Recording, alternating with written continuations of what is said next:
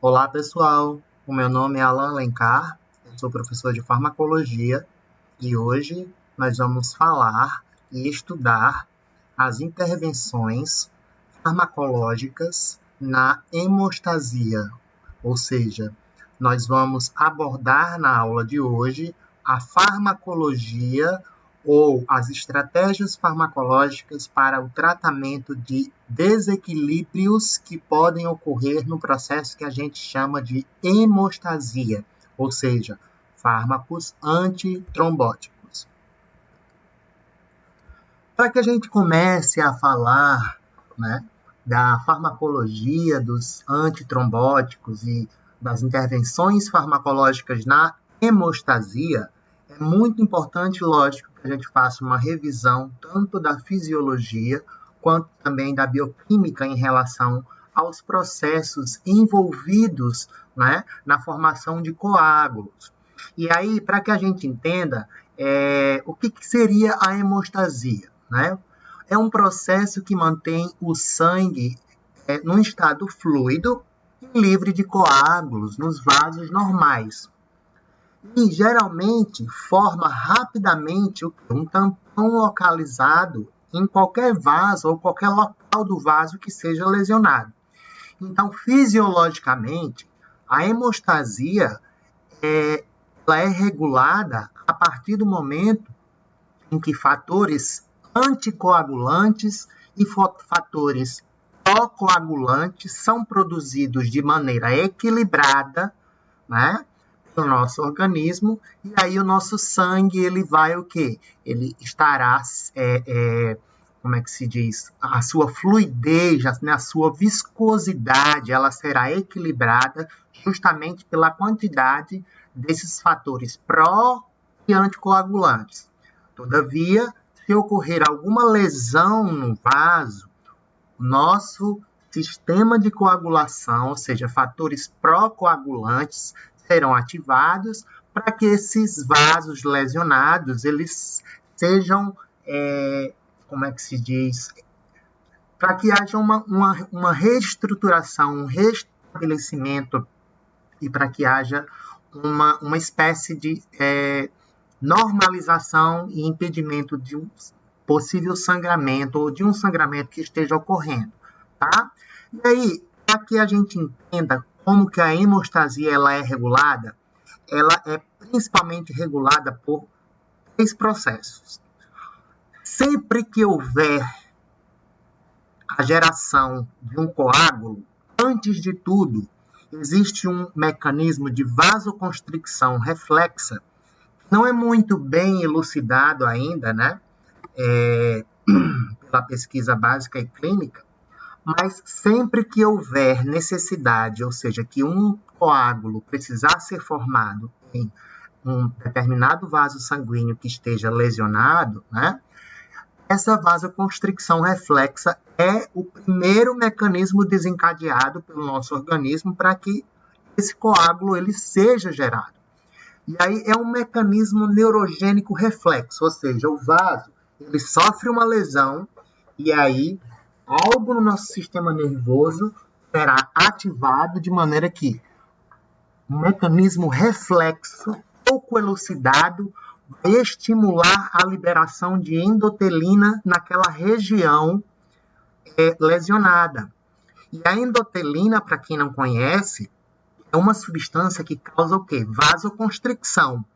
Então, é justamente esse processo número 1, ou seja, a vasoconstricção reflexa, dá início à geração de um coágulo através da liberação de endotelina pelas células endoteliais, ou seja, pelas células que compõem a parede dos nossos vasos, né? Principalmente aquelas células endoteliais que sofreram lesão, que passaram por um processo de estresse, de injúria.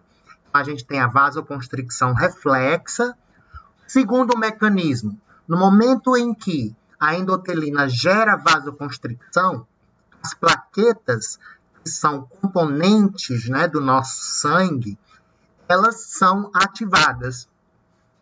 Então, o processo de agregação plaquetária, ele é intrinsecamente dependente de uma vasoconstricção reflexa. É justamente essa vasoconstricção que vai ativar as plaquetas que em repouso elas armazenam grânulos, que a gente vai falar daqui a pouco. E esses grânulos, né, possuem substâncias que, ao serem liberadas quando essas plaquetas elas são ativadas, as plaquetas elas vão se agregar umas às outras. E aí, ao se agregarem, justamente no local onde houve o que é a lesão, né, elas vão formar uma espécie de tampão. E aí a gente chama o processo de agregação plaquetária de hemostasia primária. E aí, a partir do momento em que as plaquetas elas começam a formar um tampão, né, naquela região lesionada, isso acontece fisiologicamente, essas plaquetas elas liberam substâncias que também ativam o terceiro e último processo, né, para que a gente tenha a formação de um coágulo, que é o quê? A ativação da cascata de coagulação, ou seja, os fatores de coagulação presentes no nosso sangue, eles estão inativos fisiologicamente, mas se houver alguma lesão endotelial, esses processos, né, 1, 2, ocorrerem, as substâncias que são liberadas pelas plaquetas que já estão agregadas, que formaram um tampão, né, a hemostasia primária, vão ativar a cascata de coagulação, que a gente chama de quê? Hemostasia secundária. A cascata de coagulação, gente, ela tem como objetivo, né, muita gente acha que é algo mirabolante, mas não. O único objetivo que a cascata de coagulação tem é o quê? Um fator de coagulação ativando o outro. A gente sabe, né, deve lembrar lá da bioquímica que as duas vias, né, de coagulação, a intrínseca e a extrínseca, que a gente vai falar um pouco daqui a alguns slides, daqui a alguns instantes, né? São duas vias que são convergentes, né? E o que vai acontecer é que no final da cascata de coagulação, nós vamos ter a formação de polímeros de fibrina. E a fibrina, ela vai envolver essa malha de plaqueta que já foi formada, e esses polímeros de fibrina vão fazer com que essa malha plaquetária ela fique mais firme, ou seja, que o tampão ele realmente impeça o sangramento, justamente porque esses polímeros de fibrina estão dando uma sustentabilidade maior, né, a essa estrutura formada que a gente chama de coágulo. E aí existe também, através, né, desses processos fisiológicos, a limitação da coagulação e da formação de coágulo. Por quê? Porque se a gente não tiver um equilíbrio na produção desses mediadores procoagulantes, através da limitação do processo hemostático, a disseminação de coágulos e a formação de coágulos vai ser desequilibrada ao ponto de ocorrer o quê? Obstrução vascular. Fisiologicamente, quando um vaso é lesionado, né, esses coágulos, eles são formados apenas naquela região que precisa impedir o sangramento. E aí, para que outras regiões do vaso, ou desse vaso que sofreu lesão, né, e outras regiões desse vaso não apresentem ou não induzam ou não deem início à formação de coágulos, durante o processo de formação de um coágulo, né, também existe a liberação de fatores anticoagulantes, que também podem ser chamados de trombolíticos, porque eles podem impedir a formação de trombos, de coágulos, né? E essa limitação é o que vai justamente impedir que esses 3 processos aqui, a formação do coágulo, seja um processo disseminado por todo o vaso, ou seja, que seja um fenômeno, né, localizado apenas para aquela região lesionada. E a gente vai entender um pouco sobre a limitação desse processo hemostático, e é justamente em algumas dessas vias aqui que os fármacos antitrombóticos eles agem. Tá?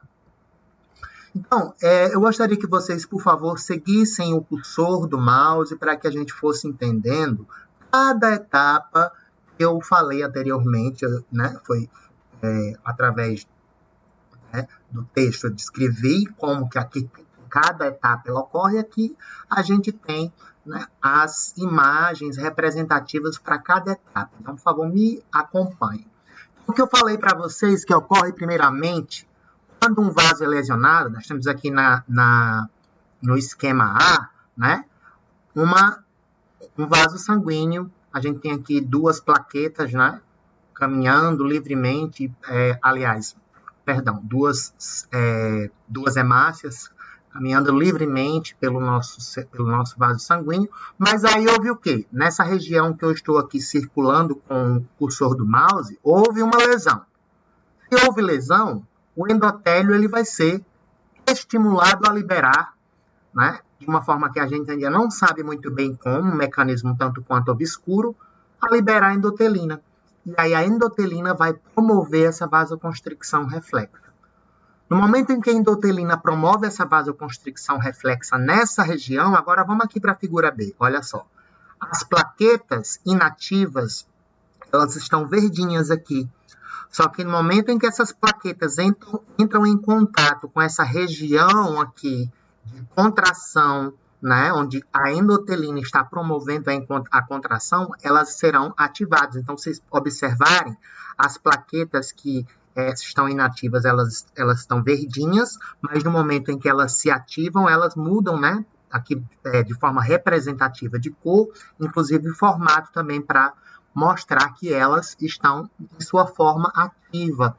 E aí elas começam a liberar seus grânulos para recrutar mais plaquetas. Se vocês observarem, elas vão se agregando justamente nessa região aqui que foi lesionada. E se a gente for para a figura para a letra C aqui, ó, olha só o que aconteceu. As plaquetas, elas formaram um tampão primário justamente no local que foi lesionado. Mas, juntamente com a ativação da agregação plaquetária, o terceiro processo que é estimulado para, né, formação de um coágulo é a cascata de coagulação. E aí o que acontece? A gente tem aqui, voltando para a figura B, as plaquetas elas começam a se agregar sem ainda haver o polímero de fibrina aqui, somente as plaquetas. Só que o tampão de plaqueta, somente por si só, ele não é suficiente para impedir o sangramento de forma eficaz. E aí é necessário que haja o quê? A polimerização da fibrina, que vai envolver, vamos aqui voltar para a letra C, vai envolver essas plaquetas agregadas, e aí a gente vai ter o quê? Agora a formação de o quê? De um coágulo que vai tamponar essa região, impedindo o sangramento, tá? Então, fibrina, ela vai polimerizada, envolver essa malha de plaqueta, dando mais sustentabilidade, mais, como é que se diz? Fazendo com que o coágulo ele seja realmente uma estrutura eficaz ao ponto de impedir que haja o sangramento, tá? E aí, essas regiões aqui vizinhas do vaso, vocês estão observando que elas não têm o quê? Elas não têm formação de coágulo, justamente porque o coágulo ele é formado somente nessa região onde houve lesão endotelial. Por que não ocorre formação de coágulo nessas outras regiões? Justamente por conta da produção de fatores anticoagulantes que fazem com que essas regiões aqui, ó, onde eu estou circulando com o cursor na imagem B, e essa outra região aqui, ó, que está adjacente ao local onde o coágulo ele foi formado, o que acontece? Não temos formação de coágulo aqui, porque justamente pela produção de fatores anticoagulantes que fazem com que o coágulo ele se forme somente na região que é necessária, ok? Então, como que ocorre o primeiro processo que a gente chama de vasoconstricção reflexa, para que as plaquetas elas sejam ativadas?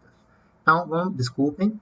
Então, nós temos aqui duas células muito importantes que compõem a parede dos nossos vasos, que são, vamos acompanhando o cursor do mouse, por favor, as células endoteliais e as células musculares lisas. Então, o endotélio, gente, ele expressa uma enzima chamada de enzima conversora de endotelina. E aí o que acontece? No momento em que ocorre um estímulo neurogênico, se não se sabe muito bem ainda como que isso é estimulado, mas, por exemplo, após uma lesão do vaso, ocorre a ativação dessa enzima conversora da endotelina, que vai transformar a Big ET1, que é a endotelina inativa, em endotelina ativa, que é a endotelina 1. A endotelina 1, liberada das células endoteliais, consegue ativar agora nas células musculares lisas do vaso seus receptores ETA e ETB, ambos acoplados à proteína GQ/11. Então, para quem já teve lá, já viu a aula lá de farmacodinâmica, GQ/11, ao ser ativada, vai promover o quê? Aumento do cálcio. O aumento do cálcio vai estimular a contração da célula muscular lisa. Então, esse é o mecanismo pelo qual a endotelina ela gera vasoconstricção. E, geralmente, essa vasoconstricção é suficiente para ativar quem? Plaquetas, né? A gente vai ter a formação de um tampão plaquetário. Tá? Então, vamos observar aqui do lado esquerdo, seguindo o cursor do mouse, tá? Aqui esse vaso, tá? A gente está aqui aumentando o tamanho, né, dessa imagem da parede do vaso, e a gente observa que o vaso ele tem o quê?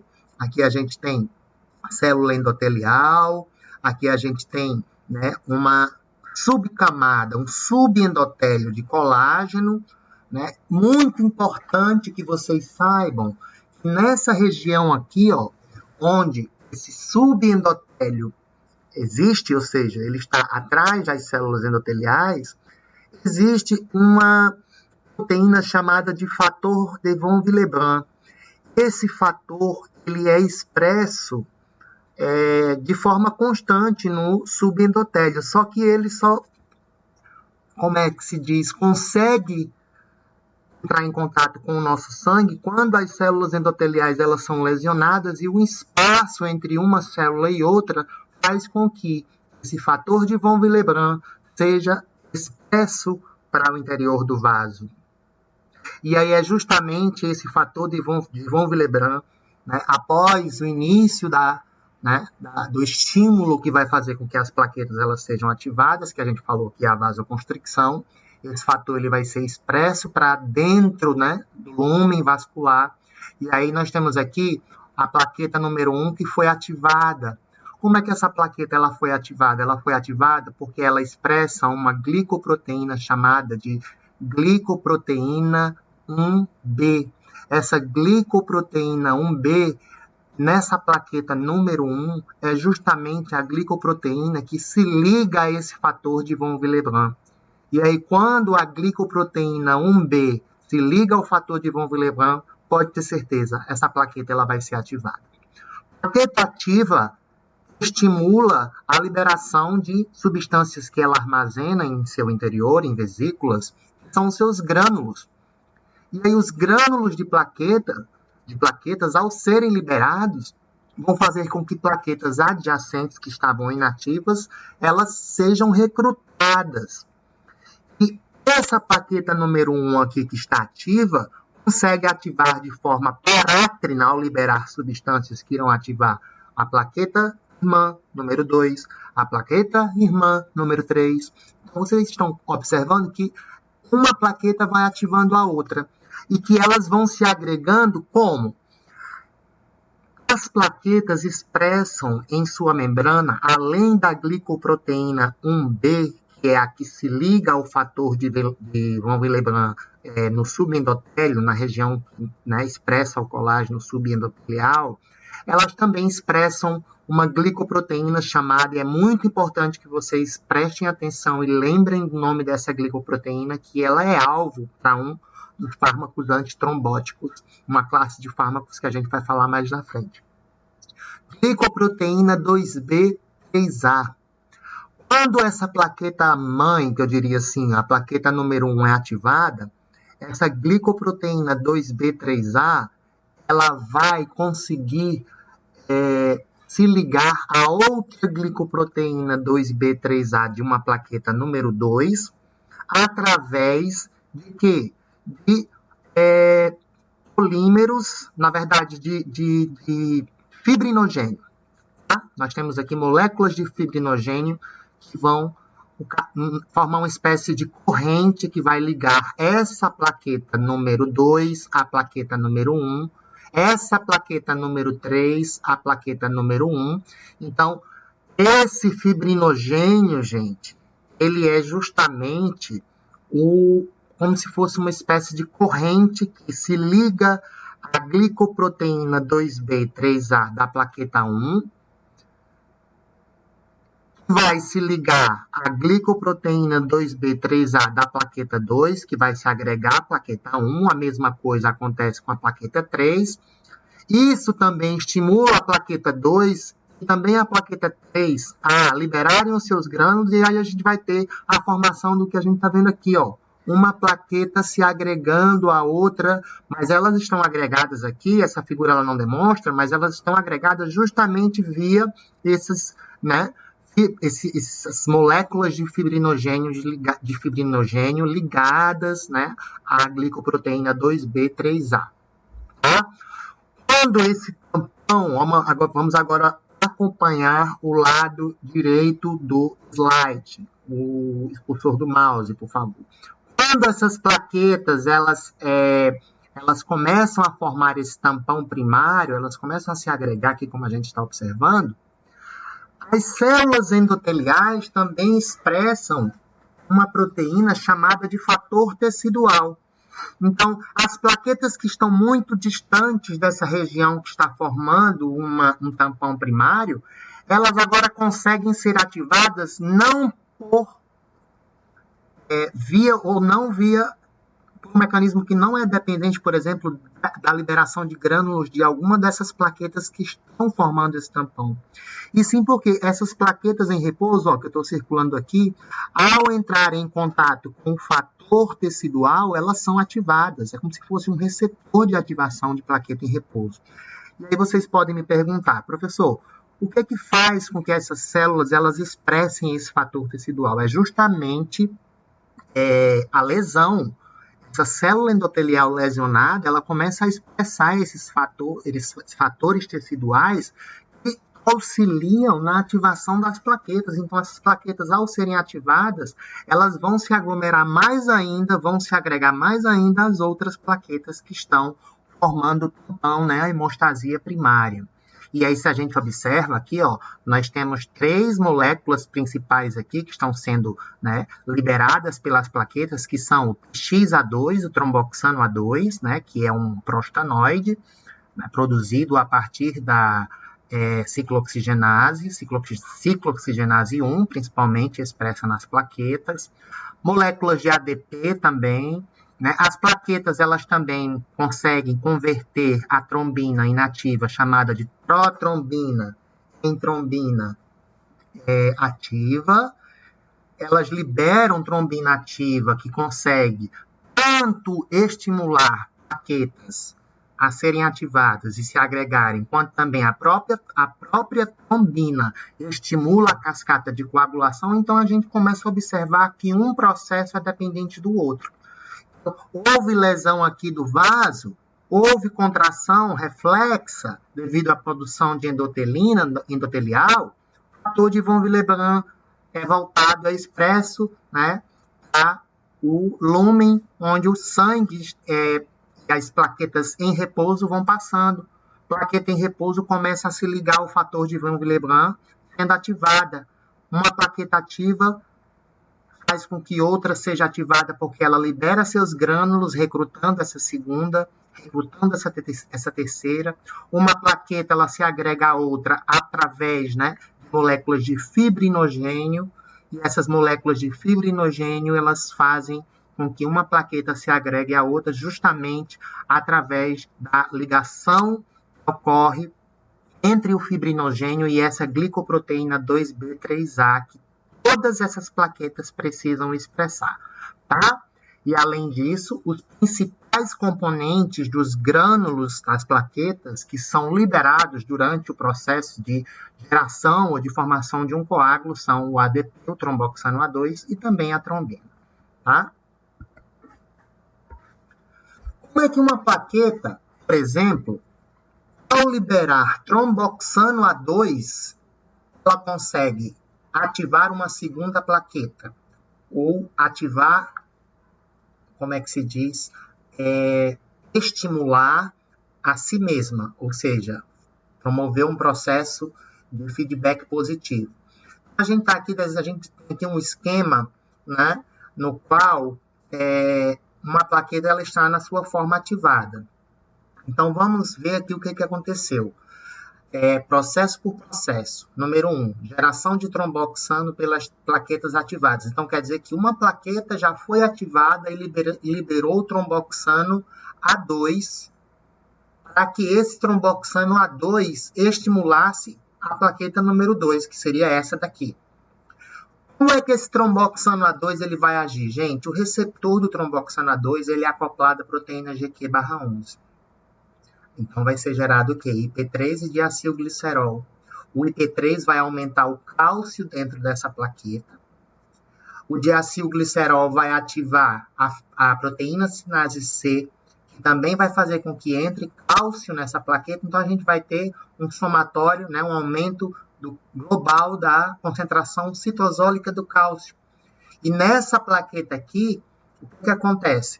Esse cálcio aumentado estimula a fosfolipase A2 dessa plaqueta. Fosfolipase A2 estimulada, o que vai acontecer? Mais geração de tromboxano A2. Tromboxano A2 vai ser liberado. Além disso, essa fosfolipase A2 consegue também ativar a glicoproteína 2B e 3A, né? E aí, essa plaqueta agora, ela vai liberar quem? Tromboxano A2, para ativar outra plaqueta vizinha a ela, outra plaqueta que esteja passando em sua forma inativa, através de um processo parácrino. Tá? Então, o que a gente já leva em consideração é que tudo que fizer com que o cálcio aumente no citosol da plaqueta vai estimular a liberação dos grânulos dessa plaqueta. Vai fazer com que essa plaqueta ela degranule. A principal substância produzida, né, inicialmente no caso, seria o tromboxano A2, né? A gente sabe que é um derivado do ácido araquidônico, tá? As plaquetas, além disso, também degranulam, ou seja, armazenam em suas vesículas moléculas de ADP e também moléculas de trombina.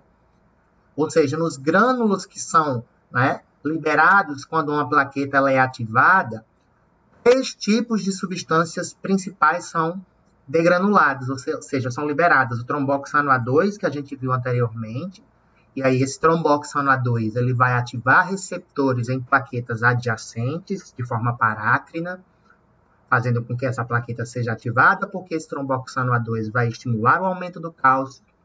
O ADP também vai constituir esses grânulos e juntamente com o tromboxano A2 vai ser liberado quando uma plaqueta ela for ativada de suas vesículas. E aí o ADP, o que acontece? O ADP, ele simplesmente vai agir de forma parácrina em uma outra plaqueta, olha só, ativando um receptor, que é o receptor do ADP chamado de receptor P2Y. Esse receptor do ADP, ao ser ativado por seu agonista endógeno, que é justamente o próprio ADP, ele é um receptor acoplado à proteína G inibitória. E essa proteína G inibitória faz com que haja o quê? Redução dos níveis de AMP cíclico, né? Inibição da adenililciclase, redução de AMP cíclico. Se ocorre redução de AMP cíclico em uma plaqueta, gente, pode ter certeza, o cálcio nessa plaqueta vai aumentar, tá? Então, como que esse cálcio ele vai aumentar? Justamente porque se não está havendo a ativação da pKa, porque o AMP cíclico está sendo menos formado, a subunidade beta-gama, através de proteínas de ancoramento, vai conseguir ativar canais de cálcio. E aí essa plaqueta, ela vai fazer o quê? ela vai ter entrada de cálcio via a ação do ADP também. Então, independentemente do receptor ser acoplado à proteína GQ/11 ou GI, e também independentemente do agonista, né? Se o receptor for acoplado a GQ/11 ou a GI e ele for ativado na membrana de uma plaqueta, pode ter certeza que vai haver aumento do cálcio intracelular. Entretanto, se o receptor for acoplado a GS, o que é que vai acontecer? Aumento do AMP cíclico. Então, quer dizer que o aumento do AMP cíclico é algo que faz com que o cálcio reduza na plaqueta, sim. Apenas receptores acoplados à proteína GQ/11 e acoplados à proteína GI, né, como os receptores de tromboxano A2, o receptor do ADP, geram aumento do cálcio. Agora, receptores acoplados à proteína GS na membrana das plaquetas, que aqui não tem nenhum representado, vão fazer com que aumente o que? O AMP cíclico, a ativação da PKA, tá? A PKA ativa vai fosforilar canais de potássio, impedindo que haja a entrada de cálcio, tá? Então, só para a gente entender, tanto o tromboxano A2 quanto o ADP, e aqui também a trombina, ó, que também está presente nos grânulos de plaquetas, ativa seu receptor, que chama-se de receptor de trombina, e ao ativar o seu receptor, ó, GQ/11, gente, GQ, ativou GQ/11, já era, aumentou cálcio. Olha aqui, mais ADP, ativando o seu receptor, P2Y. Tem muita gente também que dá um nome, né, um subtipo, né, a esse receptor, que é o P2Y1. Então, o P2Y1 já seria ativado, acoplado a GQ/11, enquanto que só o P2Y é acoplado a GI, independentemente de ser GI ou GQ/11, saibam que sempre o ADP, a trombina e, como a gente viu anteriormente aqui, ó, o tromboxano A2, eles, quando agem sobre seus receptores na membrana das plaquetas, eles vão estimular o aumento do citosólico, né, nessas plaquetas, e o aumento do cálcio, citosólico nessas plaquetas, faz com que elas degranulem mais, com que elas ativem outras plaquetas, e a gente vai ter o tampão de plaquetas sendo formado. Além disso, a gente tem o quê? Liberação de trombina. Gente, a trombina é um fator de coagulação que estimula quem? A cascata de coagulação. Aquele tampão primário de plaqueta estimula a via intrínseca e a via extrínseca. A extrínseca, principalmente, pode ser ativada por uma lesão endotelial. E a gente vai ter o quê? A geração do fator, né, do fator de tecidual, a expressão desse fator devido à lesão nas células endoteliais, pode ativar também a via intrínseca. A gente viu que o fator tecidual ele pode ativar tanto plaqueta, mas também pode ativar quem? Fatores de coagulação, como o fator 7, que ao ser ativo se transforma em 7A. Nós temos aqui também uma via intrínseca, né, que pode ser ativada, por exemplo, pela geração do fator, o quê? Do fator 7A. Esse fator 7A pode ativar quem? O fator 9, transformando num fator ativo. Isso faz com que a via intrínseca e a via extrínseca sejam ativadas. O que eu quero que vocês entendam é que ambas as vias, tanto a intrínseca quanto a extrínseca, elas vão ser ativadas para síntese de fator de coagulação 10A ativo. Ambas vão convergir para o mesmo lado, ou seja, para a geração de fator 10A. E é justamente o fator 10A que faz o quê? Na sua forma ativa, ele consegue converter protrombina em trombina ativa, mais trombina ainda. Essa trombina ativa faz o quê? Pega moléculas de fibrinogênio e converte em fibrina. Fibrina seria a forma ativa do fibrinogênio. As moléculas de fibrina, ao serem ativadas pela trombina, elas vão se polimerizando justamente através da formação de ligações cruzadas, umas entre as outras. Então, olha só esses polímeros, como eles formam essas ligações cruzadas aqui. E onde é que esses polímeros e essas ligações cruzadas são formados? Gente, justamente nessa região aqui, ó. Olha só, essa malha aqui onde eu estou circulando aqui na letra C, né, no esquema C. Essa malha aqui esses fiozinhos aqui que a gente está observando envolvendo as plaquetas são justamente os polímeros de fibrina que estão ligados, né, entre as ligações cruzadas, né? Fibrina ativada. A ativação da fibrina é estimulada, né, ou é exercida justamente por moléculas de trombina. Então, trombina, quando ela é produzida tanto pela cascata de coagulação, quanto também quando é liberada pelas plaquetas, ela começa a estimular a formação de fibrina, que vai se polimerizando. Esses polímeros formando ligações cruzadas vão deixando o coágulo, né, mais bem estruturado, mais firme, mais forte, agora contendo não somente plaquetas agregadas, mas também o que? Polímeros de fibrina. E aí a gente vai ter a formação do coágulo na região que foi lesionada. Mas a gente tem agora que impedir que esse coágulo não se dissemine para outras regiões do vaso. Então, existem processos de limitação, né, da hemostasia, ou seja, a coagulação sanguínea ela pode ser impedida em algumas regiões, principalmente regiões que não sofreram lesão, através da produção de prostaciclina endotelial.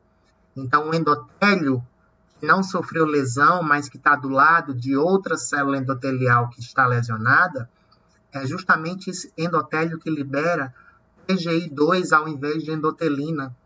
A PGI2 de uma célula endotelial íntegra, ou seja, que não sofreu lesão, ela, ao ser liberada, ela tanto vai causar vasodilatação, porque o receptor dela nas células musculares lisas é acoplado a GS, isso vai gerar, né, a redução do cálcio.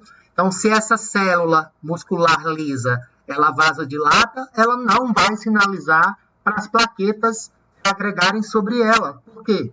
Porque quem sinaliza é vasoconstricção. Então, as células musculares lisas e endoteliais íntegras, que estão ao lado daquelas células que estão lesionadas, elas conseguem impedir que haja formação de quê? Haja formação de tampão plaquetário justamente através de um processo de produção de prostaciclina endotelial. Então, olha só como é importante a produção dessa prostaciclina por as células endoteliais íntegras para que essa plaqueta, aliás, esse tampão plaquetário não se estenda para regiões onde ele não precisa estar presente, já que não está havendo lesão ou que não houve lesão naquela região. Tá? Outro processo que ocorre para impedir que o tampão plaquetário junto com os polímeros de fibrina sejam disseminados, ou seja, que o coágulo aumente, é justamente a ativação de um complexo entre a antitrombina 3 e a heparina. Gente, sempre que houver ativação da cascata de coagulação, o que vai impedir que essa cascata de coagulação em regiões que não foram lesionadas, essa cascata ela seja ativada é justamente aquele processo número 1 que a gente viu através da prostaciclina, vasodilatação.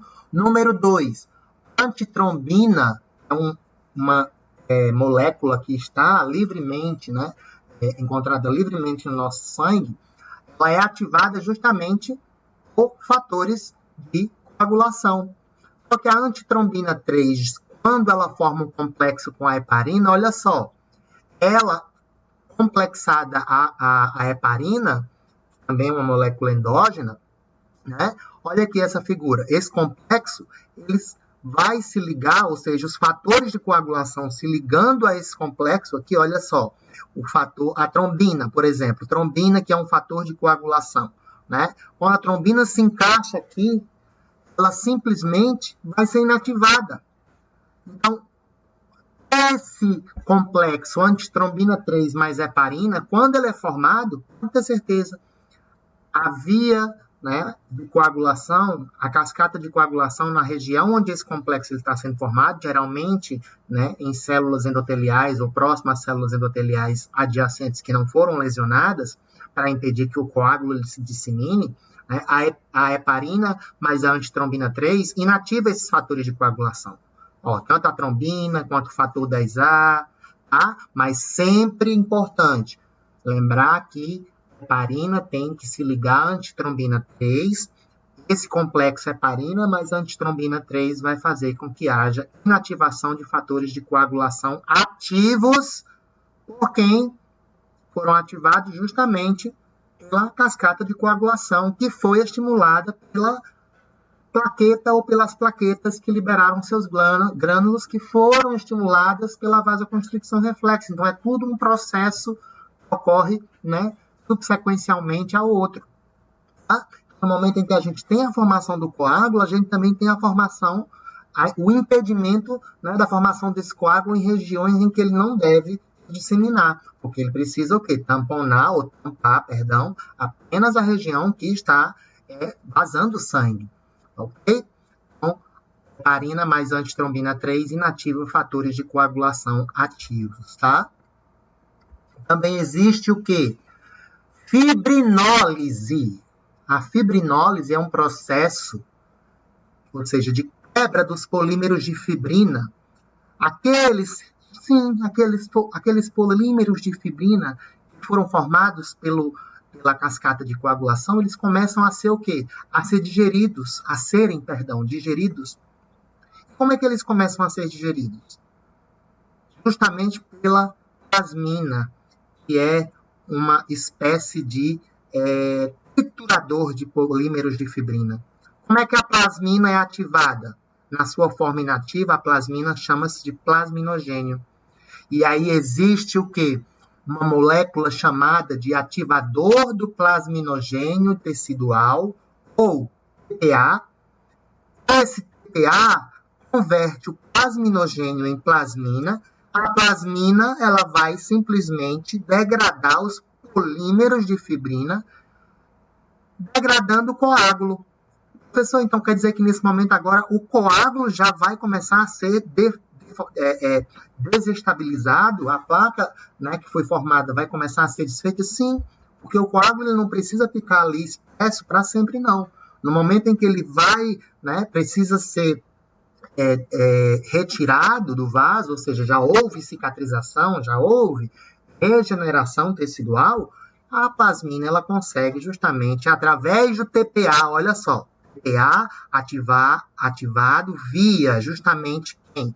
Via reconhecimento de geração de fatores de coagulação ativos, de plaquetas ativas, tudo isso pode ativar o TPA. Esse TPA é ativado e ele vai converter o plasminogênio em plasmina, a plasmina vai degradar os polímeros de fibrina, e isso vai fazer com que o coágulo ele comece a ser degradado, e aí a gente vai ter o processo hemostático sendo normalizado. Também existem duas proteínas chamadas de proteína C e S, que são dependentes da vitamina K. Essas proteínas elas diminuem a velocidade da cascata de coagulação e forma, né? A geração excessiva de trombina, gente, ela tanto estimula a formação de polímeros de fibrina, quanto também a ativação da proteína C. E aí essa proteína C ajuda a impedir a oclusão do lúmen do vaso, justamente porque impede que o coágulo ele cresça ao ponto de ocluir esse lúmen. E aí essa proteína C ativa a proteína S, né? E essa proteína S vai inibir quem? A cascata de coagulação. Então, proteína C é ativada pela trombina, proteína C ativa a proteína S começa a inibir a cascata de coagulação. Tá? Então, esse é um outro mecanismo pelo qual ocorre limitação da coagulação sanguínea e, lógico, impedimento da formação de um coágulo grande o suficiente para poder, um coágulo que não consegue obstruir o lúmen do vaso. E esse é o objetivo, apenas tampar ou impedir o sangramento naquela região lesionada, ok? Então, essa agora parte, a gente vai começar a falar sobre a fisiopatologia na segunda parte da aula, tá? Fisiopatologia da trombose, que ocorre justamente via essa tríade de Virchow, tá? Próxima parte a gente começa a falar sobre isso. Muito obrigado e até daqui a pouco.